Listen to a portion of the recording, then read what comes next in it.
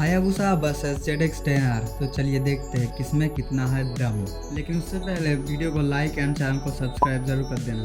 तो सबसे पहले इनका प्राइस है Hayabusa 19 lakh and ZX-10R 20 lakh. दोनों में ही 998 CC 4 stroke 4 cylinder liquid cool engine.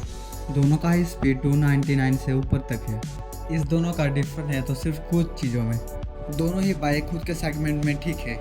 यहाँ पर किसी का लुक्स बढ़िया है तो फिर किसी का पावर बढ़िया है, और ये सब डिपेंड करता है ओनर पे, जिसको जो बाइक अच्छा लगता है।